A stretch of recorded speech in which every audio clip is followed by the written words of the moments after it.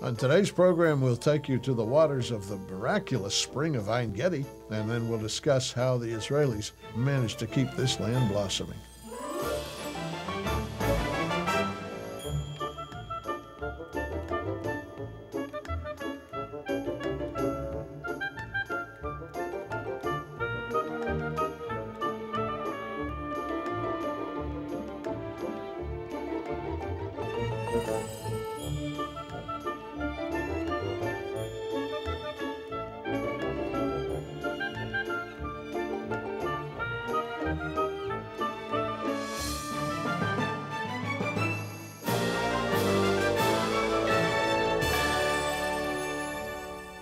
Shalom, hello again, and welcome back to our This is Israel series.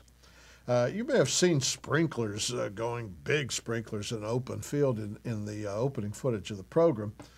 Water's in mighty short supply in Israel, I'll tell you that, and most of the time they use drip irrigation and other ingenious ways to preserve water, as we'll see later in the program. We'll take you to a greenhouse in the middle of the Negev desert, and then to an agricultural trade show in Haifa where the world's leading agricultural scientists come to meet with the Israelis, who have always been leaders in this field. But first we're going to go to a spring that's mentioned in the Bible, En Gedi. En Gedi is over here near the Dead Sea, and it's miraculous because, you know, the Dead Sea is very salty water. It's called dead because nothing is alive there. But just to the north of it, really, a short distance, is a spring coming out of the mountains from Jerusalem, more or less. Well, that's what's above it, and fresh water and cool water.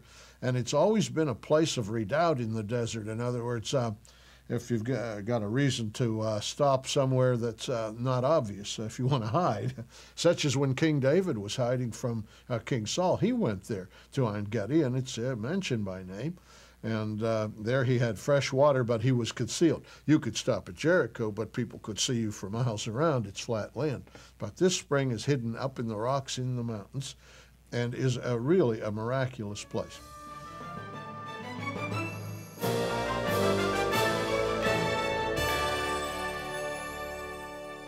Well, our subject is still waters, and you find them all over Israel in some of the darndest places. This is the hills of Judea, a rough, tough desert, and yet wonderful water springs come out of the very mountains. En Gedi is one of those. It means goat spring, and fresh water reliably pours out of this mountain in such a way as to provide even a refuge for King David. You recall when King David hid from Saul, and Saul sent 3,000 men to get David. He and his men hid out in these very hills and were refreshed by this water. The goat springs are in Judah, and that is part of the territory, and they are celebrated throughout the scriptures for their sustenance, their poetry, even their romance. Song of Solomon in the first chapter, verse 14 says, "My beloved is unto me as a cluster of camphor in the vineyards of En Gedi." In Zechariah 14:8, we learn that at the very end, the Mount of Olives will cleave in two, and water will come, it says, to the foremost sea and the hinder sea. Different translations have it differently, but water will pour down over the top of these mountains from Jerusalem at last and really inundate this place. As it is now, water is a major problem in Israel. This is a country that uses 90% of its water for irrigation. That is the highest percentage in the world that's used for irrigation, and it's absolutely necessary to feed the people. But there are streams everywhere, even in the desert. Isaiah 43 has a great deal to say about it. He says, "Behold, I will do a new thing. Now it shall spring forth. Shall ye not know it? I will even make a way in the wilderness and rivers in the desert. The beasts of the field shall honor me, the dragons and the owls, because I give waters in the wilderness and rivers in the desert to give drink to my people, my chosen. This people have I formed for myself. They shall show forth my praise." And Isaiah is not the only one. The Bible is full of such sustaining waters David Ben-Gurion loved the verse and even had it on his desk, the streams in the desert concept, which appears several times through the Scriptures. It's sort of a feature of redemption, a land that's thankless and hopeless, and yet with these streams, you realize God has done something to sustain his people out here. David Ben-Gurion, you know, was a tractor driver on a kibbutz. He was the first prime minister of Israel. He was called to serve his country in that important capacity. And then after he was through as prime minister, when his term was over, he went back to the kibbutz and resumed his job as a tractor driver. And as the story goes, the leaders of the world would come and wait on his kibbutz, Dei Boker, down in the Negev desert, similar desert to this, and have to wait at the end of the day till he came in from his tractor rounds in order to consult with him about matters of state. Psalm 23 is often memorized for comfort, especially the part about he leadeth me beside still waters. All men feel this idea of just still, soft, fresh water in the desert as being a sign of God's comfort. Psalm 107, verse 35, he turneth the wilderness into a standing water, and dry ground into water springs. And there he maketh the hungry to dwell, that they might prepare a city for habitation. That is really the theme of this promised land. The hungry came here to dwell and prepared the land for habitation, and so they do inhabit it and they live here.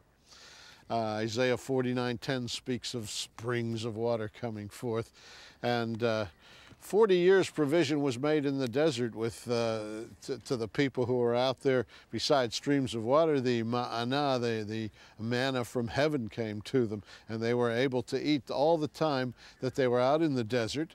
And then when they came into the land, Joshua 5:12 says that the manna ceased to come. It was exactly on a schedule, and God let it go when they didn't need it anymore. When they came into the land, it was their land. This is a point I often want to make. Leviticus 20:24 says, you know, you often hear the argument from people who would want the land and not to give it to Israel. These days the Palestinians are saying they are descended from people who were here even before the Israelites were here. That isn't true in the least, but let's say they were. Let's say they really are related to the Canaanites. They are not, but let's say they were. Even if they were. Leviticus 20:24 says this, but I have said unto you, ye shall inherit their land, and I will give it unto you to possess it, a land that floweth with milk and honey. I am the Lord your God, which have separated you from other people. He's saying to them, I know there are people in the land before you. It's not an empty land when you arrive, but I'm giving you their land because you are a peculiar people, my chosen people, and you receive their land. So as far as the argument going that Palestinians are related to Canaanites or those who preceded Israel, it still doesn't hold water if you believe Scripture. Now, Israel has cultivated this land, done so well with this irrigating and so on, that it raises 95% of its own food. Now, that is a very high percentage, especially for a country in the Middle East. If you compare the Arab nations, why, it's nowhere near it. The no Arab nation, even the richest, really raises enough food to feed itself. They typically import the foods. India has a problem. China has a problem. All of the third world has a problem raising enough food, even on fertile land, to feed their own people. But Israel has got it figured out, and they're doing it well. Furthermore, they do $32.5 billion a year in exports. They raise so much that they are exporting food to other countries, and in a very significant moment, they are exporting roses. You know, Isaiah said the desert shall blossom as a rose, and they have recently become leading exporters of roses. They sent 1 million roses to Britain for the funeral of Princess Di. The Lord is my shepherd, I shall not want. He maketh me to lie down in green pastures. He leadeth me beside the still waters. He restoreth my soul. He leadeth me in the path of righteousness for his name's sake. Yea, though I walk through the valley of the shadow of death, I will fear no evil, for thou art with me. Thy rod and thy staff, they comfort me. Thou preparest a table before me in the presence of mine enemies. Thou anointest my head with oil. My cup runneth over.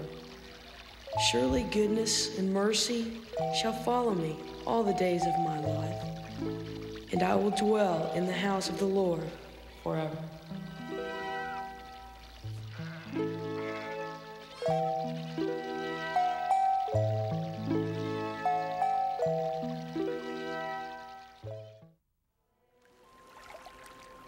If you had a chance to talk to Peter, James, and John firsthand, what would you like to talk about? I'd like to know more about how life was like at that time, why they did the things that they did, the customs. I'd want to say, let me follow you. Let me learn from you. Let me learn from what you guys are doing and grow. And it's a lifelong experience. It's learning. Well, I'm a woman. I'm a grandma. I'd love to hug him. Forgive me. I'd want them to tell me all about Jesus. Wouldn't you? Visit with the disciples on Zola's next trip to the Holy Land. For information, call 1-800-WONDERS. You just feel that you're part of it, even though it's 2,000 years ago.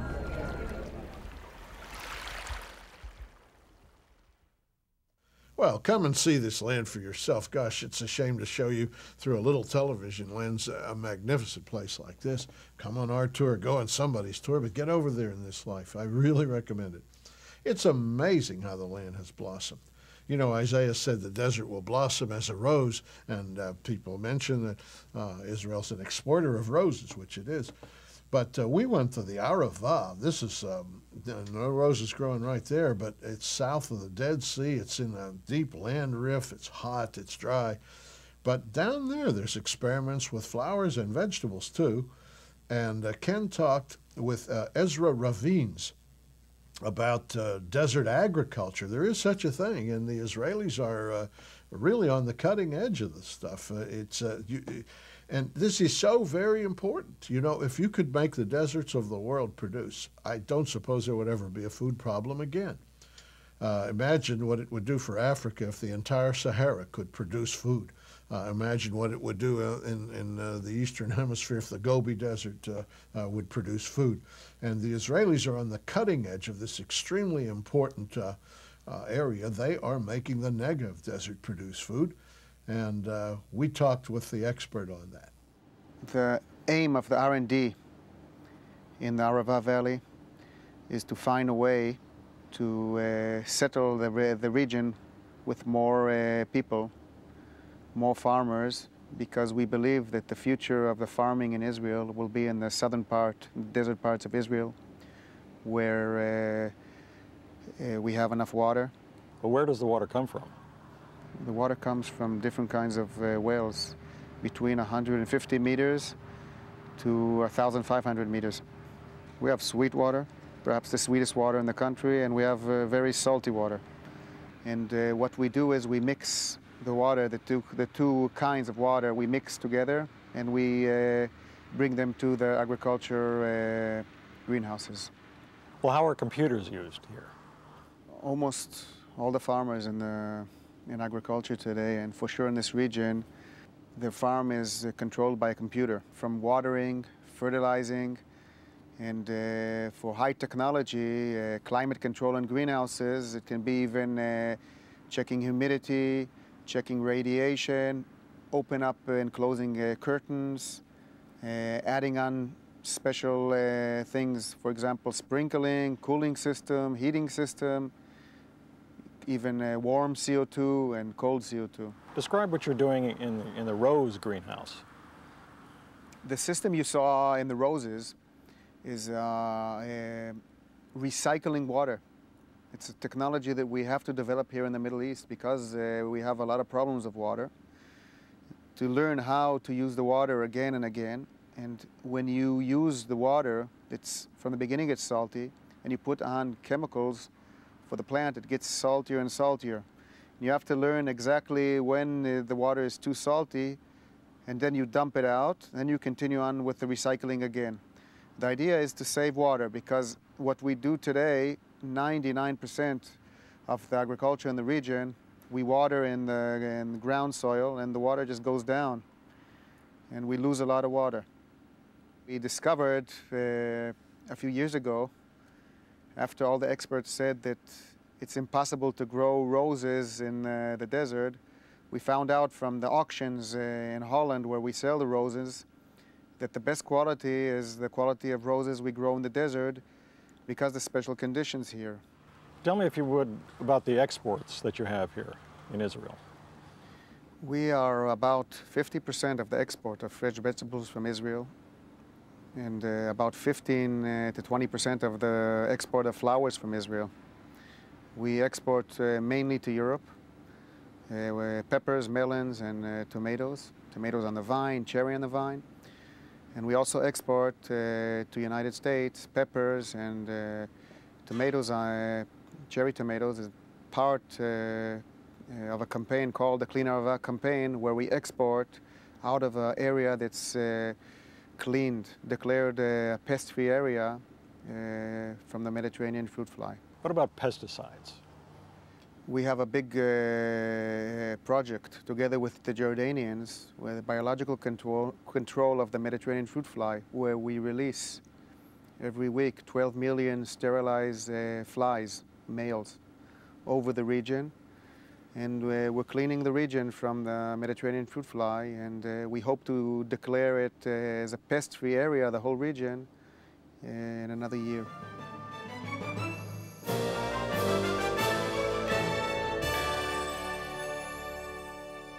Let me tell you something of an anomaly about the Middle East. The Arab countries have enormous fortunes, most of them, with the oil and so on. Israel should be hungry. I mean, it's made of immigrants.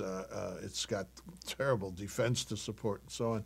And yet the Arab countries struggle to feed themselves, while Israel's able to export vegetables and flowers and so on. The desert has tremendous potential to feed still more, and they're still working on that. Now, for 14 years, Israel has hosted an international conference, the Agri-Tech Conference, which brings together the experts in agriculture of the whole world. They come to Israel to learn from the Israelis what they've done because they have done it so well. Do you think CNN or the networks ever would mention this or give credit for what Israel does? It outproduces some of the best farmland in Iowa.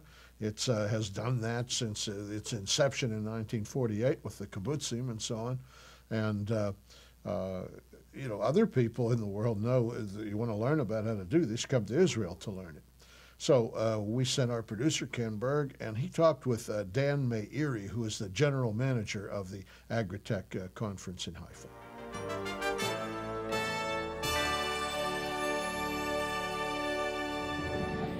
The purpose of this Agri-Tech and all Agri-Techs is to, first of all, to make the farmers of Israel familiar with the innovations of the industry and the research. And the second purpose is to promote our products and abilities all over the world. Tell me specifically how many people are here and the fact that this has been, I think, a profitable agriculture for you. We have about 9,000 foreign visitors from all over the world, 100,000 visitors, including those from abroad. Farmers, families are coming afternoon to see what's for them interest. We have about 350 exhibitors, and right now these are the figures. The figures are indeed impressive. In 1999, Israeli flower growers reported shipping 6 billion flowers to other countries. Organic farmers reported exporting 842 tons of fruit in 1999 and 1,667 tons of vegetables. That's an increase of 100% over the previous year. The prophet Isaiah said it best. The wilderness and the dry land shall be glad. The desert shall rejoice and blossom like the rose. It shall blossom abundantly and rejoice even with joy and singing. Then shall the lame man leap like a hart, and the tongue of the dumb shall sing for joy. For waters shall break forth in the wilderness and streams in the desert, and the parched ground shall become a pool, and the thirsty land springs of water. In the habitation of the jackals, where each lay, shall be grass with reeds and rushes. This is a new control valve, which is a development of an Israeli inventor. We as Mudgal which are manufacturing quick couplings for all kind of pipes, steel pipes, etc., purchased this patent, which is an international patent written all over the world. And we now are starting to manufacture it here in Israel. In the irrigation companies in the world, our uniqueness is with a contribution of 3 or 4 major irrigation concepts. We are not pushing one product like drip system or like sprinkler system, but as we are manufacturer of 4 different solutions for irrigation, we're actually able to select for South America condition one system solution, and for India another solution. To Japan one system, and to the state another system. We heard about Agritech at the last year, and we think that is a very famous exhibition, a very good exhibition where the visitors come from all over the world. And we are also interested to come to Israel to make cooperation, to make contact to Israel customers, but also to Israel industry. We check the humidity with optical fibers, and then we can prevent illness in the plants. Is nobody else in the world doing this right now? No, we are the first one. When the cow comes in, the weight of the food is recorded and time is recorded on the computer. And when the cow comes out, time of coming out and the weight of the food is recorded. So we know every meal, the duration of the cows at the station and the food consumption of the cows of every meal. This is the famous product of high-tech agriculture. It's a robot that cutting the lawn automatically without human being touch, and it's doing the work itself. This is watering the plant. It can be watering or spraying, either one. You can fit on it a special sprayer, and it can spray or water the small plant, young plant. You do it equally. It's equal than any other way of watering. It goes and water one speed, and you can control the speed going back, there and back. It's fully controlled, the speed. And we try in Israel to find some system to save water. Then we find the system to save water, and then we find that this system not only save water, it save fertilizer and give better crops and better yields, and from agronomic point of view is the best things to irrigate. We are selling all over the world. We are exporting to 40 countries around the world. And in the end of this year, we will make our factory production in the United States, and we will beginning to produce in the States too. I will plant in the wilderness the cedar and the acacia and the myrtle and the olive tree. I will set in the desert the fir tree and the pine and box tree together, that they may see and know and consider and understand together that the hand of the Lord hath done this, and the Holy One of Israel hath created it.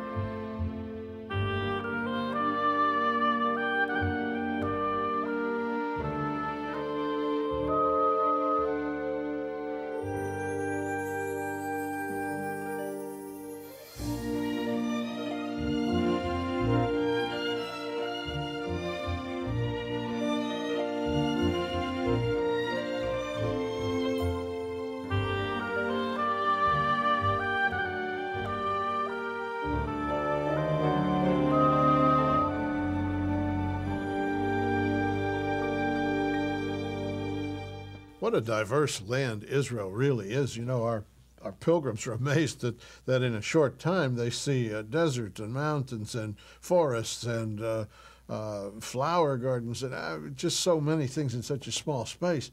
You know, from the green Golan Heights to the Negev Desert in the south, They have such a variety. And the 5 million Israelis are expert in managing it, as you've seen in the program, while they are taking in immigrants from every nation who care to come, and while they're fighting off the Arabs. Frankly, I think this is far from the kind of country described in the media as one of the world's great countries. It really is accomplishing a lot.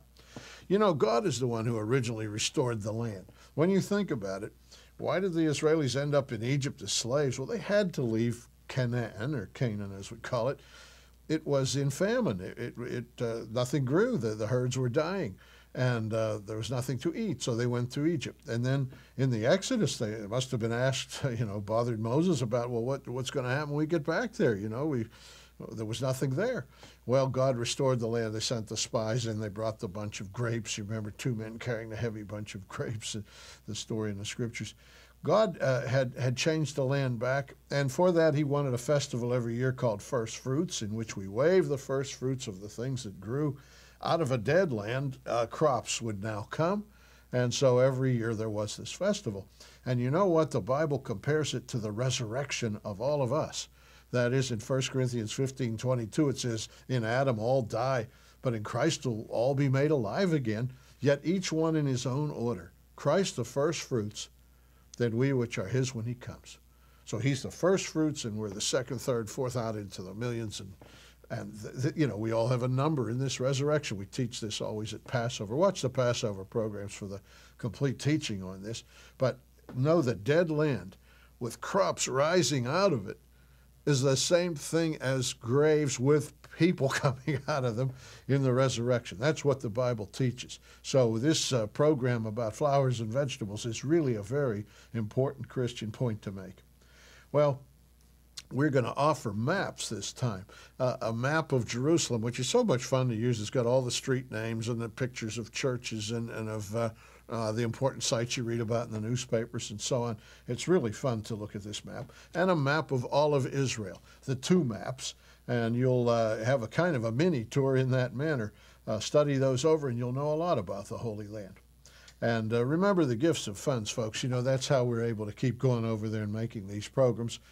This is not a store. We need your help like any ministry does. And Shalom, Yerushalayim. Pray for the peace of Jerusalem.